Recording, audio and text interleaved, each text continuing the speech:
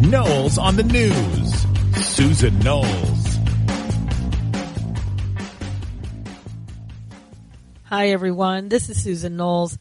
I'm coming to you today with a little bit of a cold, so I apologize ahead of time for that. Hopefully the next time you hear my voice, I'll be back to normal on that. You know, I wrote an article yesterday on The Blaze, and it said that Obama makes America look weak again. I hope you go there and read that article. Right now it's at about 3.8 thousand shares on that article because I think it's a topic that really has a lot of people talking and people talking on both sides of the aisle. You know, when I wrote my article yesterday, I had some people coming out and saying, well, you know, what do you want, a war with Iran? We did this as best we could. We got this resolved. I think the President and Secretary of State, John Kerry, did just such an excellent job. You know, what else? What do you expect? Well, here's what I expect. I expect that no country would ever treat Americans the way I saw Americans being treated by the Iranian government. How many times have we paraded prisoners? And we're not even calling them. They weren't prisoners, according to everyone. How many times have we been seen with prisoners on their knees, hands cupped behind their heads, and paraded them around and used it as propaganda? We haven't done that. Now, I said in my article yesterday, Iran is going to use that as propaganda. And what did they do? They came out already today. They've used it as propaganda. And I'm really surprised that more people aren't upset about this. You know, and when the Americans were sitting on the floor with their shoes off, you know, that may be a cultural thing. Take your shoes off when you're on the carpet, you know, whatever, on the rugs. I get it. But for me, that's what you do to a person when you want to subdue them. You take their shoes off so that they won't have an ability to run away. And that's what I saw when I looked at the Americans sitting in the floor like that. And everybody's made the issue, well, oh, you know, they were let go right away. Well, were they? I mean, were they able to get up and move anywhere they wanted to? Could they go outside of where they were? Could they talk to anybody they wanted to talk to? You know, I don't think so. You know, when you're free to move around and you're free to go and you're let go quickly, how does that end up with you on your knees with your hands cupped behind the back of your head? I mean, seriously. And then you were let go right away, but without first giving an apology. Because I think it was one of the leaders of the group, and I don't know what rank that person was, I don't remember, but they had to apologize and say, oh yeah, we accidentally came into your waters and we hope that you will forgive us. And then of course, John Kerry, oh, thank you so much for letting us go. Gosh, thank you. I can't thank you enough. And as I said in my article, those pictures violated the Geneva Convention. I really think so. And the only way that we can get around it is to say, well, it wasn't really, they weren't prisoners of war, and that's why there was no Geneva Convention involved. And I've had people on social media say, come on, get real. Geneva Convention, now you're grasping at straws. And then today I hear that experts are coming out and saying, this looks like a violation of the Geneva Convention. It doesn't matter what it violates. Nothing will be done about it. The United States has apologized. And just like with Benghazi, everybody's hoping, in a day or two, it'll all be forgotten. Don't even worry about it. It's not even important. Everything was done well. Did you really want a war with Iran? I don't know how we got from letting our people go to immediately jump to war, but, I get it. People have bought into this apology tour for so long that they're willing to jump on board. Well, I want to go back to the days when people had a fear of the United States, when something like this would have never happened because they would have been so afraid that we would have come over there and bombed them off the face of the planet that they would never have dared to do that to our people. But some people right now in the United States are looking at this as, can't we just coexist? I mean, they're looking at this as what they've been taught in school. You just coexist with people and you be nice and don't try to be better than anybody else. Just be equal or less than. Some of that could work sometimes in specific areas, but it doesn't work when you're trying to protect your country. I'm sorry. If I'm politically incorrect, it does not work. And we're going to do that political correctness is going to take us all right down. It really will. We need to get back not having a president who apologizes every 5 seconds for the United States. We don't need your apologies, Mr. President. Seriously. There was nothing for us to apologize about until you came along. Yeah, have we made mistakes? Oh, yes, we have. Has every other country made mistakes? Oh, yes, they have, and then some. So don't give me that, oh, well, we need to apologize for this, that, and the other. You know, people, it is time that we move forward in this country and stop allowing these progressives to go back and make us feel guilty about something that we weren't even here to do, something we didn't even participate in. Yeah, I'm sorry that we had some of the atrocities here that happened. And some of my own people, because I am part Native American, were involved in those atrocities, and it happened to them. And I'm sorry that it did. But I didn't do it. You didn't do it. The people living today didn't do it. Nobody likes that. Nobody's proud of it.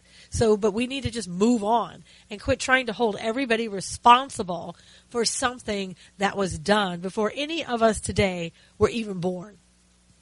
So are you going to be watching the presidential debates tonight? Gosh, can we just not even wait until that happens? I mean, coming on the heels of the State of the Union address, I know I just want to hear politicians talking all night. I just cannot wait. And what's your opinion about Rand Paul deciding, you know what, I'm not going to sit at the kiddie table. I'm not going to be labeled as a candidate who is not worthy to be up with the big boys and there's no girls up there now, so the big boys. I don't know. I'm really torn about that. On one hand, it just makes him look like, I'm going to take my bat and go home. I didn't get my way, so I'm going to go home. And in some respects, his personality kind of lends itself to that. I mean, it really does. And, he's probably a great person, but sometimes he comes across that way to me. I don't know if he does with anybody else, but he does that to me. I like some of his policies very much, the limited government, I like all that, but sometimes his personality, not so much. I do think that his ties with Mitch McConnell has hurt him a lot, and it's something that I can't get out of my mind, just like the Gang of Eight. I can't get over that. It keeps me coming back to that because those things are important. I mean, everybody's throwing barbs at Donald Trump and who he used to be as more of a Democratic progressive. But, okay, well, at the same time you're doing that, look at what you've done and your connections with Mitch McConnell. It's the good old boy network is what it is. It's kind of the same issues that I have with Marco Rubio. While I think some of his policies are great, I don't like his policies on illegal immigrants coming here and what he wants to do. It sounds like amnesty, sounds like what he did with the Gang of Eight. And I know, maybe it's better if I just let those things go, but I can't. Because until somebody shows me that they've really changed, I'm going to go back and look at some of the things that they've done. Because I think the best way to predict what somebody's going to do in the future is to just look at what they've done in the past. Again, especially if they've made no particular changes in their lives that would make you believe that they were going to do something different. So I'm curious tonight, too, to see how Donald Trump is going to be, because I think over the last couple of times he's been more subdued. And I don't know personally if that helps him or hurts him. In some ways, I think that, people are so tired of these debates, it may not even matter. And here we are again with Fox, I believe tonight, who are the ones that will be hosting it tonight. So I don't know how much of it I'll watch, to be honest with you, because I really don't know how much it really achieves to watch it. I am disappointed, I have to say, in some of the candidates who seem to be going after Ted Cruz, wondering if he can be president or not because of the fact that he was born outside of the United States. I think that, there's legitimate claims there. I just don't like, I guess, the timing of it. It's so obvious. I mean, people have known that he was going to do this, and he announced this a while back. And it's only when he's doing relatively well in the polls that people want to start attacking it. I just don't like that. Why didn't you bring it up before? Why do you wait till now? To me, there's an obvious intention that you have here, an obvious agenda. And quite frankly, I don't like agendas like that. I really don't. If you believe in something strongly enough, don't make it an agenda. Come out and talk about it anytime. Don't wait until it benefits you when you're like losing in the polls to come out and then say, well, I'm not really sure. Or if you're like the GOP, who obviously now is kind of turning all of their attention to focus on Marco Rubio, and you want to try to get the next, best competition out that you can, because they know they can't get Donald Trump out like this or anything else. So, but who's kind of next in line? Well, that's Ted Cruz. If we can get him out, maybe we can start whittling away at Donald Trump. So what do? John McCain. Well, I was born in the territory of the United States, and I don't know about Cruz. There could be an issue there. Again, I don't have a problem with the GOP or anybody else bringing up a legitimate issue. It's just when you're using it to forward your agenda. I've had enough of that for the past 7 years with this president. We don't need the GOP jumping on the bandwagon and doing the exact same thing. So if you're going to watch tonight, have a great time. Let me know how it goes. But I'll try to watch some of it, and as much as I can tolerate. We'll see how it goes. I don't know how well it's going to keep going for Ben Carson. I've got some serious doubts about his continuing on. In news today, the finance chairman, Dean Parker, resigned from the campaign. So how many is that now? Like 3 people that have resigned? I think that they see a sinking ship and they want to get out before it just bottoms out, if you will. But we'll see what Ben Carson says. I'm wondering if they will bring that up tonight. And that's a pretty legitimate issue for them to bring up on Fox. But who knows if that will be brought up. Because, again, they seem to go after and ask candidates that they know are doing well in the polls and they want out. They go ahead and ask those people the really tough personal questions or whatever. And for everybody else, it's kind of like they kind of tiptoe around it. And again, I know people will disagree with me on that, but that's the way I've seen it. And I thought that from the first debate. I thought they did on their first debate just single out Donald Trump. I know other people didn't think so. And then it was like, well, if he can't answer those questions, in my opinion, were absolutely ridiculous. I didn't care about those questions. They had nothing to do with him running for president. Here are the questions that matter to me. Here's the questions that I want answered by some of the candidates for president. What are you going to do with ISIS? You don't have to give me specifics. I don't want to know, what your strategy is and how to take out ISIS. But what are you going to do? What are some of the things? And don't just tell me, well, we're going to go in there and we're going to take them out. I want to know. Do you believe that Assad should still be in power in Syria? Do you believe that it's necessary to get him out in order for us to be successful? Things like that. I want to know. And then the other thing that I want to know, are you for bringing these Syrian refugees here? And I know Donald Trump has been very outspoken about that and saying, we need to stop bringing them here until they're vetted. Amen with that. I'm totally on board with that. I want to hear what everybody else has to say. And I want to hear, what do you think needs to be done in order for the vetting process to be made better? Because obviously, the State Department's come on and said, we're not properly vetting these people. We don't have the ability to do that. But of course, our president, let's bring more in. Come on in. And now I hear that not only are they going to bring them in from Syria, but they're going to open it up Guatemala, Honduras, whoever and whatever group of people they can get in here to help the Democrats win from now on until the end of time. That's what they're going to do. They don't care about you and me. They have places to go. They have enough money to go anywhere they need to go to be safe. I don't know, the average American doesn't have that. And so, I'm interested, next president, what are you going to do? How are you going to, in the time that this president has left, what are you going to do if he goes in and brings in all these people? What are you going to do to protect this country? Have you seen the videos that are purportedly of places in Europe like Germany, France, different places like that?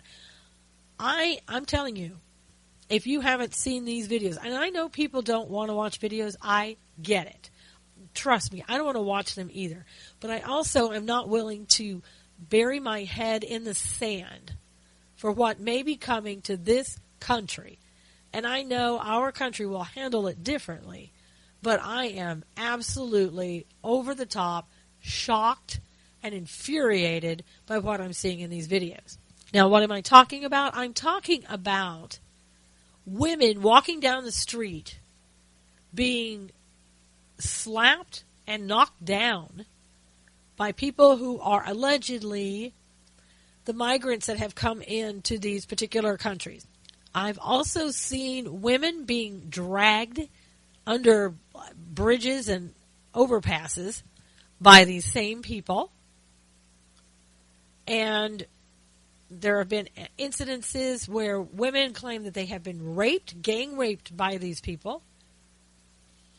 And I watched a video the other day. I mean, it was amazing, where these same people were just rioting and destroying everything in sight. I mean, it made something like in Baltimore look like a kiddie fair. It was amazing. And the police, of course, they weren't coming. They were, I don't know, miles away from that place. Things were being set on fire. Windshields were being knocked out. And it was the most horrendous scene I think I've ever seen. But, again, if they come here to the United States and they start trying to do that stuff here, oh, my gosh. And that would be what this government would want. They want chaos so that you'll be so focused on the chaos and you'll just be saying, oh, please do something about it.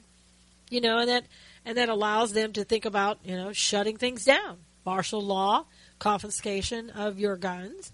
I mean, we already know this president has made it very clear that he's out for our guns. Even and when he was at the State of the Union address, when he said, oh, what do they think? I'm out for their guns, something of that order, and laughing and scoffing and mocking us about that. Whenever you hear him talk about that, just know that the opposite is true. It's like if you like your doctor, you can keep your doctor. Well, we know the opposite is true. And the opposite is true about guns. And then we have Press Secretary Josh Earnest, who comes out right after and says, we're not going to rule out the fact that we may do some more when it comes to gun control. Yeah, may do some more. Well, you can, when they say that, just think of the opposite. What's the opposite of may? It's will. So we will do more in regards to gun control. That's what Josh should have said if he was being honest. And at this point, I'm not sure that he would know what honesty looks like, having worked in the White House as the press secretary. I think in order to take that job, you have to just forget about everything that was right and good. You just throw it all out. I'm not even going to think about it. I'm going to just do my job and try to get through it. I don't know where he's going to go after, but I'm sure once he's no longer press secretary, there'll be a great, cushy job waiting for him someplace. Maybe when, Obama goes over and tries to become the leader of the UN. And I'm telling you, I joke about that a little bit, but I fully expect him to, maybe not right away, maybe a year goes by, maybe a little less. He's going to be involved with the UN. He can't help himself. I mean, he wants the UN to be superior in the United States already. So what better thing to do than go over there, get yourself a job, and a job, I say loosely, he'll be leading the whole thing, while, of course, he's making his public appearances and writing his books. And people have said this. That guy is going to be a billionaire. And he'll get somebody else, just like he's doing now, somebody else will be paying for his extravagant vacations. And how often has it been that you've seen a president? Now, somebody mentioned this the other night. When he came out at the State of the Union address, they looked at his suit that he was wearing and said, that suit is at least $5,000. Now, I know if he's spending his own money, spend, buy the most expensive, extravagant clothes you can buy. I have no problem with that. I don't think that's what he's doing. I think he's spending your money and my money. Come out there in overalls. I don't really care. Lead the country. Wear shorts if you want. Of course, I think you should have more respect for the office than that. But if that's all you have and you're doing a good job, I don't care. But don't come parading yourself around in $5,000 suits when there are people in the United States that have children and they can't get a job, or they've been laid off, or they need to feed their kids. We don't need to see your $5,000 suits and your extravagant vacations. Just saying. And I don't think that the First Lady has an outfit that's less than $2,000. And again, I know other people, First Ladies and presidents may have dressed a little bit costly, as it were, but I don't think none as costly as this one. These clothes are extremely expensive. And again, it's coming out of our pockets. Do what you want with your own money. Got no problems. Just stop using our money to feed your ego. Right? And I say that, I know it's not going to happen, but I had to say it anyway. And especially in a time, the Dow closed down yesterday again. I mean, every day we close down lower. And consecutively, what is this, like, I don't know, 8 or 9 days in a row now since the beginning of the year that it's closed down? I mean, so let's go spend more money, shall we? But who knows how, the Dow is going to end up today. The Dow Jones Industrial Average, so far it is, it's up about 130 points this morning. And who knows by the end of the day exactly what's going to happen. So let's all keep our fingers crossed and hold our breath. And hopefully this is going to be a better day. Now, there's also word out that the U.S. State Department says that all 34 Guantanamo Bay prisoners who have already been cleared for transfer are expected to be transferred by summer 2016. Now, you may think that's good news. Great, Gitmo's going to close. But, this president. He's tried this before. He's going to try it again. Guess where he wants to bring those Gitmo prisoners? That's right, to a neighborhood near you. He'll try it. Who knows if he'll get away with it? He gets away with most of what he wants to do. So it's something that we're going to have to look out for, and we're going to have to keep a close eye on. And on that same note, I guess the U.S. Defense Secretary Ash Carter has confirmed that 10 Yemenis from Guantanamo Bay have been transferred to Oman. So, these are the same people that come right back and start fighting for ISIS and direct people in the United States, perhaps. We don't know, and maybe elsewhere. But they're not little boys with, bats wanting to just play ball. These are hardened. They're worse than prisoners. I mean, these people are killers. That's what they do for a living. That's their profession. And we seem to just, in the United States, some of us, the administration in particular, just seem to overlook that. Like, well, no big deal. They're not here, so we don't need to worry about them. We'll send them out there. We'll try to go find them. Just like we do. We leave Baghdad. It falls. We go back in. We try to take it back. Whatever. We like to repeat ourselves in doing everything that we do, I guess. And this morning, again, there's more news about ISIS and what they're doing. And ISIS now has come out and said that they are responsible for the Jakarta attacks this morning at a Starbucks. And, of course, what you might expect, just total and absolute chaos going on with the Indonesian police trying to pursue the suspects. They do now know that a Canadian was among those killed in the Indonesian capital of Jakarta when attackers set off explosions and waged gun battles with police at a Starbucks cafe in a bustling shopping area, according to local government. I know people really feel that, that could never happen here. Our president continues to just downplay everything that happens as, workplace violence. But I think San Bernardino should have been a wake-up call that it does happen here. It will happen here, and will most likely get worse. I mean, when you're allowing your country to look weak each and every day, and weaker by the day, more of these things are going to happen because people are going to think, well, what's the United States going to do about it? Really, if I go in there and I take people out and I do whatever I want to do. Is the United States really going to do anything about it other than apologize? And of course, tough talking John Kerry had to come out and say that the United States condemns attacks in Jakarta, says such attacks will not intimidate nation states from protecting their citizens. What? Yeah, that was tough talking, I tell you.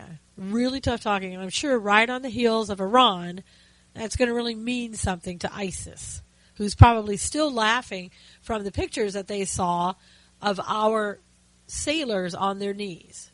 Turning now to more local news. Reading an article that says the tension between the ranchers and the federal officials is dangerously high in Nevada.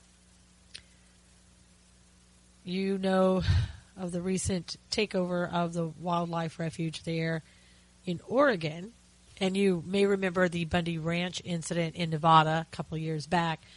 But this article is about how the BLM employees are really having a hard time of it in Nevada. They said although there have been no violence or threats, the risk is real. Federal employees in Nevada have been attacked in the past over land use disputes, shot at, their offices and cars bombed. We got to live in this community, said the people who are from the BLM. Yeah, I absolutely agree, and I think the situation in Oregon, who knows how that's going to come to a peaceful end, or if it's going to end. I mean, there's been so many accusations flying back and forth, accusations now that since one of the Bundys took down the fence that separates the private landowners from the government, federal government, landowners coming out now and saying, well, I never gave him permission to take down the fence. So, I think a lot of people just have not been able to get behind these people in Oregon. I'm not sure if it was just ill-timed or what it was, or just the wrong situation. It's been claimed that the people the Hammonds that went back to prison, and nobody likes the fact that they served time in prison for what they were told, and then they went back to prison. And I want to clarify for everybody, that's not double jeopardy. Double jeopardy means being tried twice for the same issue. They weren't tried twice. They were given an additional penalty after they served their time, which I totally think is wrong. And I think they're just using them to make a point here. But I also know that they did admit to poaching. That was in the court papers. They did admit to that. So it's not like they didn't have some type of crime that they went to prison for.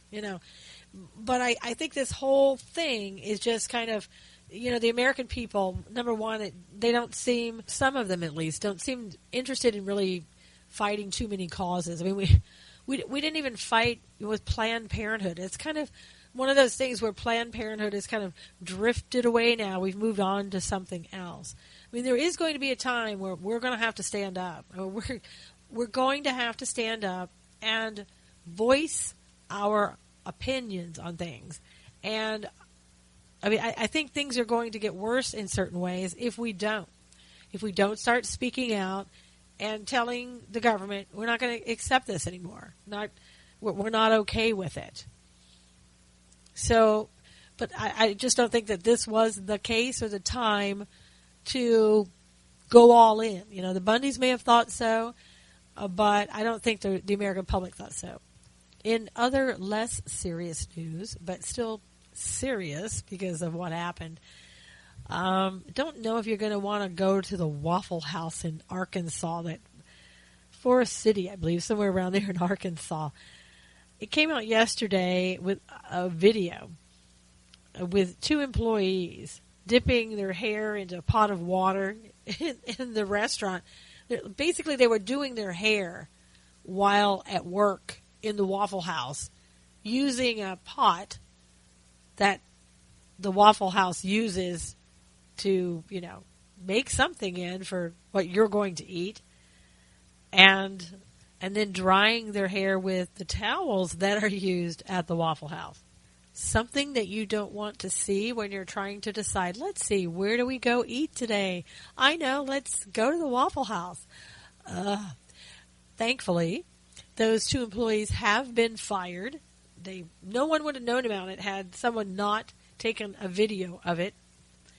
And thankfully, the Waffle House there has passed a health department inspection, state health department inspection, since the incident. So I guess it's okay for everyone. Let's just go on back to the Waffle House and get some waffles and chicken. In other news, something that could have been and is a tragedy, but could have been a worse tragedy than it was, really had a very happy ending to it. A Secret Service agent was traveling from Boston to New Hampshire, and he was supporting the presidential candidate's platforming, and this happened on December the 29th. And his car was hit in Massachusetts. The crash killed 1 and wounded 4 people, including this young man, whose name is Garrett Fitzgerald. He's 30 years old. He suffered a severe spinal cord injury and is paralyzed from the neck down. He and his fiancée, who've been together for 9 years, were planning on this elaborate wedding in March 9th. And they decided after all of this happened, what's really important in life? Is it this big elaborate wedding? Is life what's really important? Being together, loving each other? And they decided, you know what? Who cares about the wedding? Who cares about the small stuff?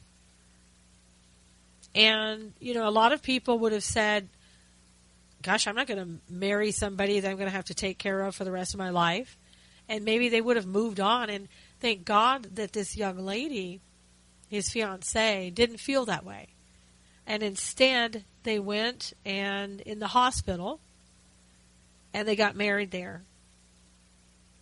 And he's going to have a long healing process, and I don't know if they really know whether or not he'll ever be able to walk again. But, thank God that these people are doing what's important, and they're concerned about what's important, and they know, because of circumstances, what really is important. So God bless them both. And then there's an article out by the Washington Post. And you're just going to love the title of it. It's called "The States Where Teachers Still Beat Kids." That's right. I said beat kids. Basically what they're doing is they're equating paddling or anything of that nature as being proof that a child has been beaten. I know that things have changed. When I was a child, we were paddled in school. A teacher used a ruler on my hand once. Didn't feel too good, but I didn't do what she asked me not to do again. I can tell you that. And pretty regularly, the schools, that was something that they did. I remember one of the paddles that we had. Oh, I look back on it and laugh. It wasn't so funny then, and thank God I never had the paddle used on me because I never did anything to deserve having that. But it had a picture of a deer and a bear on it. And it said, "The cute little deer with the bear behind." I know. I don't know who thought that up. Kind of odd, but okay. And I'll have to say that when I was in school, I never saw anyone beaten by a teacher. And I know, I think what it is, the progressives, their definitions have changed. And so if you don't want any type of corporal punishment in schools, then you've got to give it a title that when people look at it, they go, "Oh my God, that's horrible." Beaten, I don't know that there are any schools west of the Mississippi that are still using corporal punishment inside schools. The only things that I've seen lately are kids who are, beating up on the teachers. I've seen those videos.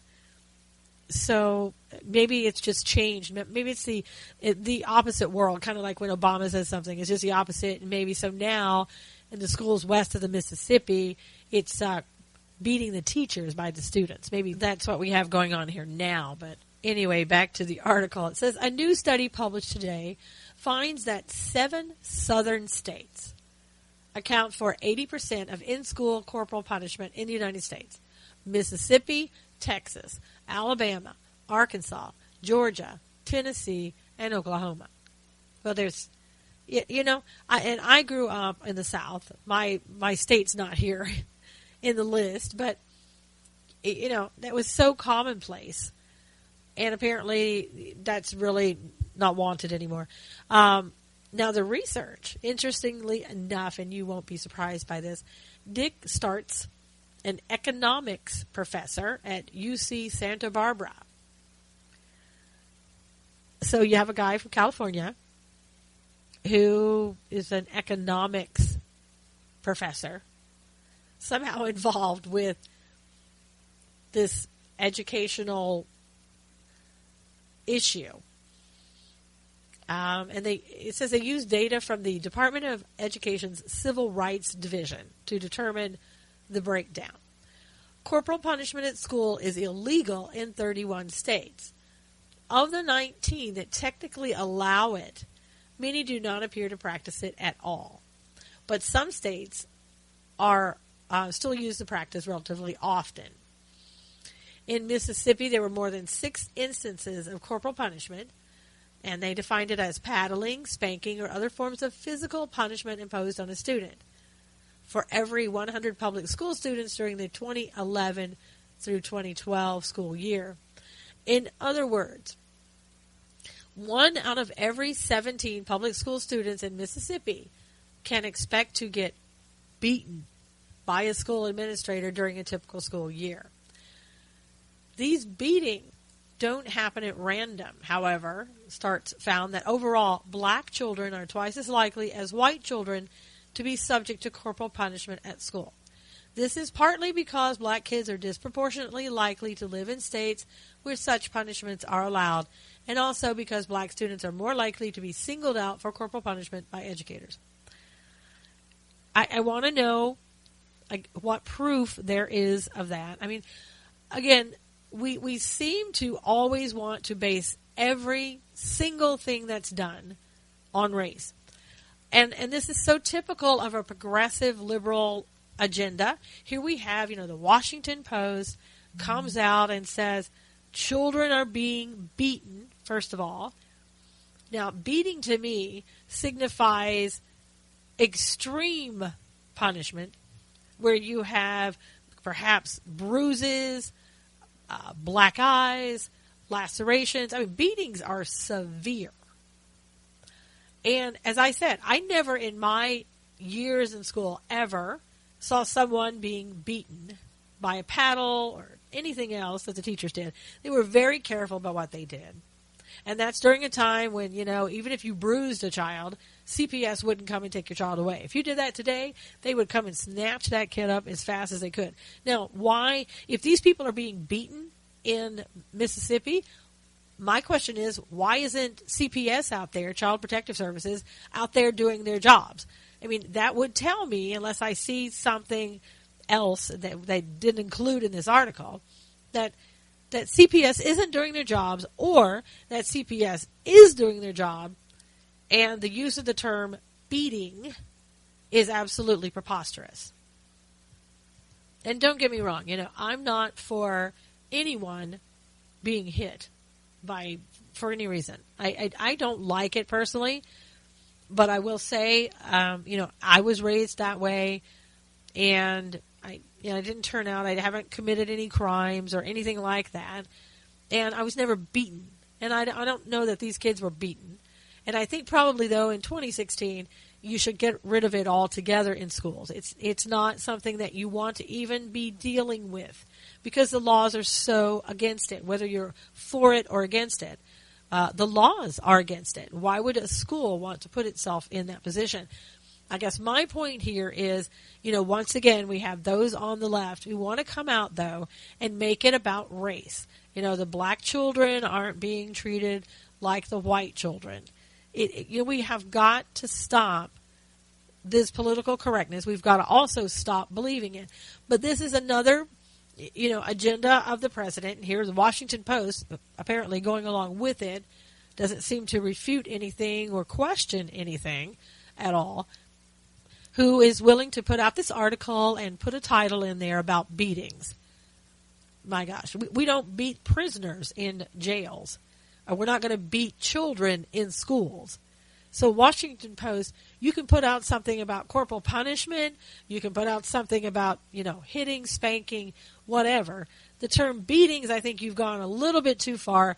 And making this all about race, again, you've gone really too far, over the top, just as a lot of times you do. And that's why it's so necessary for us to really read things and research things. Don't just accept what you're reading and seeing. Look into it. Think about it. Analyze it. Again, if children were being beaten, this would be on front page news everywhere. Trust me. And why an economics teacher is doing this is a little bit suspicious. I would want to know who that person is. Maybe it's absolutely fine, but I would want to know a little bit more about that person's background and that person's agenda. And the fact that it's coming out of UC Santa Barbara in California tells me that there is a liberal agenda attached to it, just in that alone. And I know the listeners, at least to this show, would go and do more research and look things up. And I'm not worried about you. I'm worried about all the other people who don't take the time, who are fooled by this, and really will further the president's agenda by believing this type of thing and going with it. And then we have another story from the Associated Press. This is a federal agent who said an Iraqi refugee arrested on terrorism charges planned to bomb 2 Houston malls. But don't worry, we don't have any issues with terrorism in the United States. Now, the article says an Iraqi refugee who is facing charges he tried to help the Islamic State group wanted to set off bombs at 2 Houston malls and was learning to make electronic transmitters that could be used to detonate explosive devices. And that's coming from a federal agent. So in other words, these people that we've brought here, and probably another person who wasn't vetted properly. Now this person's name allegedly is Omar Farik Saeed Al-Hardan. I'm sure I didn't pronounce any of that correctly, but I did the best I could. He came to Houston from Iraq in 2009. And he was indicted last week on 3 charges, including attempting to provide support to a designated terrorist organization. He pleaded not guilty to all 3 charges during a court appearance on Wednesday. Well, I thought, he's not doing that right, because I thought, you're just supposed to go out if you're somebody trying to help the Islamic State. You're just supposed to admit that. Yes, this is what I was doing. It's going to kill the infidels. This is what I'm supposed to do. So, I don't know, maybe this guy chickened out. I don't know. And you remember hearing some report about how all these cell phones were missing a while back? I think it was like at a Walmart, and all these cell phones were disappearing. Well, this man wanted, supposedly, to use cell phones to detonate the transmitters. But don't worry, I'm sure that's not why all those ones in Walmart went missing. And they found all of those cell phones in his apartment. Perhaps, maybe he was part of the problem, part of the ones that was stealing all of these phones. And they asked him, for what purpose were you wanting to build these transmitters? And he says, so he could kill people. Wow. Okay. And thankfully, those people with some common sense that exists today, Governor Abbott and Senator Ted Cruz came out immediately and said, hey, what's up with this? I thought you said that everything was okay, Mr. President. We didn't want them to be resettled here, and they're still coming, and supposedly everything's okay. And Ted Cruz is saying, let's examine this refugee process, shall we? Let's re-examine this. Something's not working very well. Now, of course, immigrant advocates have come out and said they have full confidence in the vetting process and that tens of thousands of Iraqi refugees have been successfully resettled in the United States.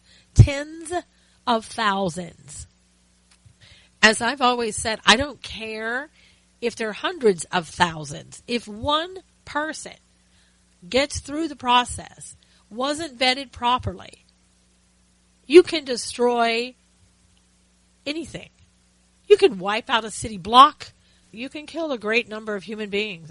One person can do a tremendous amount of damage, given the right equipment or help, indirectly or directly. Now, his older brother has said his sibling has denied any wrongdoing, and that neither his brother nor anybody in their family has ever expressed any support for the Islamic State. Now, we've heard that before, haven't we? We heard that after San Bernardino. That's I think the statement that's already prepared, and every family has passed out that information. Everybody who has any connections with the Islamic State is given this and said, here, use this. Now, supposedly, according to the prosecutors, this man who wanted to blow up these malls in Houston was coordinating his efforts, and this will make everybody in California feel great, coordinating his efforts with another Iraqi refugee living in California. Wow. The two men communicated through Facebook Messenger from April 2013 to October 2014 and talked about getting weapons training and eventually sneaking into Syria to fight alongside the terrorist group. Oh, you know what? Do you see any connection here to the Islamic State? I certainly don't. This just sounds like two angry men who decided they were going to just, blow up some malls in Houston. No big deal. They talked about it, how they were going to do it. They were getting experience and how to blow things up, and they wanted to go to Syria, but there's no connection here to the Islamic State, right? Wink, wink. And you're going to hear the president come out any day now. Oh, this has nothing to do with ISIL. I mean, can't you just literally hear that right now? Seriously.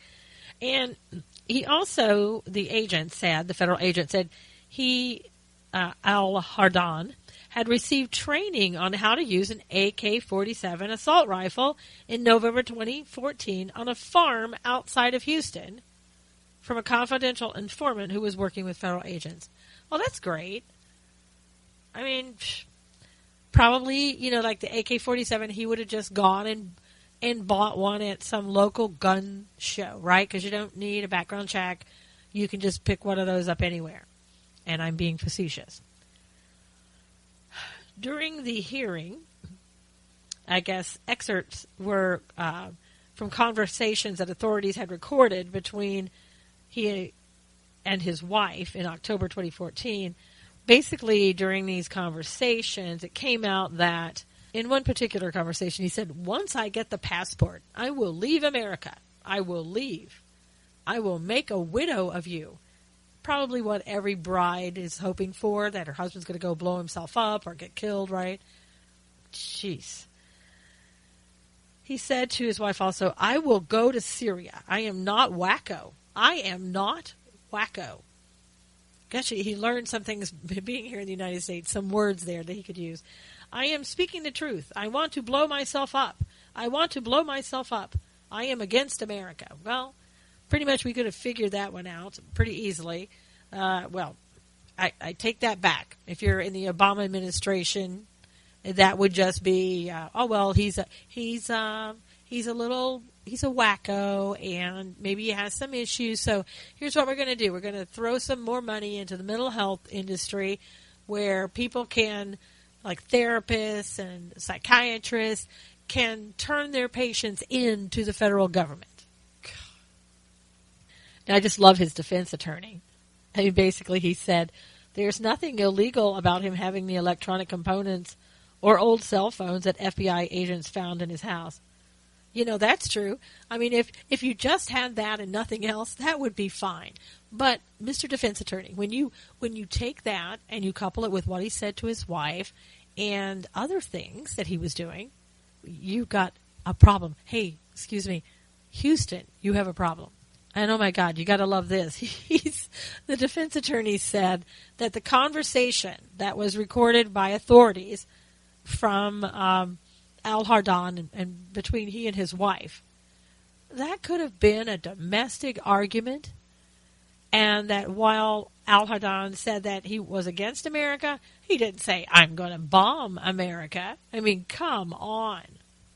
You know, this guy, and I'll tell you, I feel sorry for him. He knows there's no defense. What are you going to say?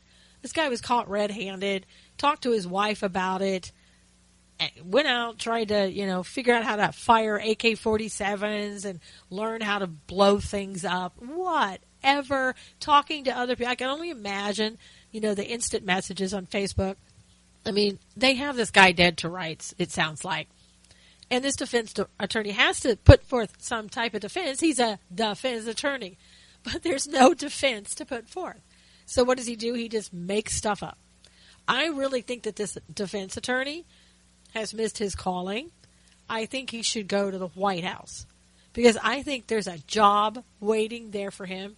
Better yet, I think Josh Earnest should just step down and allow this guy to be the new press secretary. Because he can just make crap up as he goes along. Oh, why is the president doing that? Well, because, there's nothing wrong with him saying he wants to take your guns. He didn't say he was going to. He said he wants to. Oh, my gosh. This guy, he would fit right in. And this sounds like the profile, kind of like those people in San Bernardino. The defendant here, Al-Haddad, is a legal permanent resident, is married, has an 8-month-old son, and had worked as a limousine driver before his arrest, according to his brother. And since the guy's arrest, his family has been evicted from their apartment. Didn't say why. Didn't say, the landlord went and threw him out. But also, the article talks about now listen to this. This other guy was a doozy too. He remains jailed in Sacramento, California. And the authorities say that this particular man fought not once, but twice in Syria, including with a group later affiliated with the Islamic State between November 2013 and January 2014. One has to ask yourself, why is he in the United States? And if he was here and then left to go fight, why was he allowed back in? Why didn't anybody know about that? It just shows you how much we're being fed just a line of stuff. Really. We really are. And the American public, again, there are a lot of people who just aren't aware of this. They're not awake. They're not hearing this stuff. They really believe that our government is vetting these people properly. There's nothing to worry about. And they hear people in the news talking about it or people on social media just making light of the problem. Oh, look at how many people we've had. And, nothing has happened. You're making a big deal out of nothing. Or they just say, well, there's no problem. And they think people are just making it up. Well, people aren't just making it up.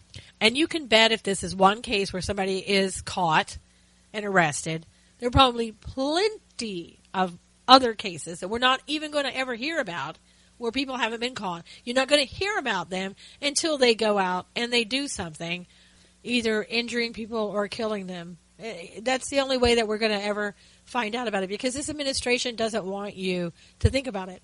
They just want you to accept as many immigrants, as many refugees from these countries that haven't been vetted, these countries that potentially have ISIS connections. They don't want you to think about that. They just want you to go along and do whatever they want you to do and just, be happy. And it's really frightening. We don't have a Congress that's going to stand up. I mean, the GOP, they're just going to do whatever benefits them. And if they can get more money by bringing these immigrants from Syria, wherever in here, that's what they're going to do. We have a political body that no longer cares about the interests of the United States in so many different ways. And that's not everybody that's there, but that's the majority, evidently, led by Paul Ryan. And again, people in Wisconsin, whoever you are, please run against Paul Ryan and get him out. Get him out. Enough of the babbling idiots that we have as Speaker of the House. We need to replace him with someone who has an ounce of honesty, dignity, and, self-worth left. We're desperate here. We need someone who believes in America and can't be bought. I don't know if that person exists anymore, but we sure need to try. We really do. We need to get somebody else in there. And the same for, every other position that we have in Congress. All these people. Get them out. Get some new people if those people really exist. I mean, we don't want to go from bad to worse. And I think, Paul Ryan, he was almost bad to worse, but gosh, Boehner was so bad that anything that you were looking at was a step up. We can't really continue to find ourselves in that position. It's not going to work for this country. And finally, you have to love it. The head of the NRA blasted Obama Wednesday over his gun control actions in an 8-minute video, saying the president has laid waste to the America we remember, and challenges Obama to a one-on-one debate on the Second Amendment. Now, I wonder if that debate, if Obama decided, okay, I'm going to do that debate, would teleprompters be allowed? Because if he can't have a teleprompter and have somebody write everything for him and give him the answers and all that, he's not going to be able to do it. So there wouldn't be much of a debate. Because anytime the president, lies, and come on, he does lie. I mean, even if you're an Obama supporter, you got to know he does lie. He stutters. It's like, and that's when he's trying like, oh my God, let me desperately think of an answer because I've lied here, and I'm going to continue to lie what's coming out of my mouth, and hopefully nobody's going to notice. And I love it because LaPierre said basically, and that's LaPierre is the head of the NRA, said, let's see if you're game for a fair debate. Well, my answer to that would be I don't think so, because fair and this administration, sometimes the words just don't go together. But LaPierre says, it's your chance to show the American people you're not afraid to meet the NRA on neutral ground. Anytime that the president would ever meet the NRA, he would not consider that neutral ground. I'll tell you that right now. Because there's nothing that he likes about the NRA. And I love this. If the president really wanted to make Americans safer, LaPierre said, he'd pick up the phone and tell his Justice Department to flip Chicago upside down until every criminal with a gun, criminal gangbanger with a gun, and drug dealer with a gun is arrested, prosecuted, and imprisoned to the fullest extent of the law. You've got to love that. And he also urged the NRA supporters to push back against Obama's new actions and pledged that the NRA would fight his actions aggressively. Yoo-hoo! Good for you, NRA. I mean, if we don't have the politicians working for us, then we have organizations like the NRA, the ACLJ, who are actually trying to keep America under the laws of the United States Constitution. And he ends it with saying, let me be clear. The NRA will fight this illegal overreach more aggressively than we have ever challenged anything. Oh, don't you just love it? I really do love it. I really do love organizations that stand up and speak out. It's like I've said, all of us, we're going to have to become those organizations ourselves. We're going to have to stand up. We're going to have to speak out. We're going to have to say enough is enough.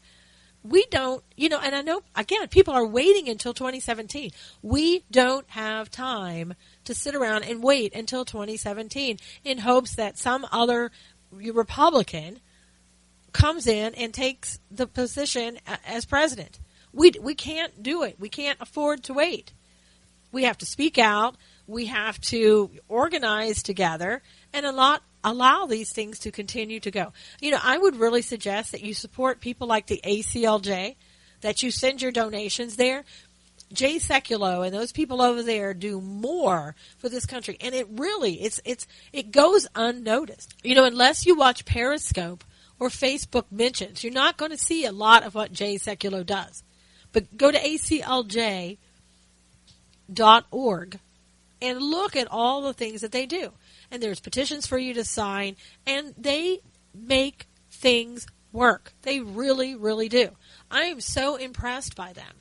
So if you don't have time, which everybody should have time, but if you don't have time to speak up and speak out and to go and organize with other people, send your money to the ACLJ. Support them in what they do. They fight things all the way to the U.S. Supreme Court for us. And again, they're not out there singing their own praises. They just go out there and do their jobs, and they do an incredible, incredible job.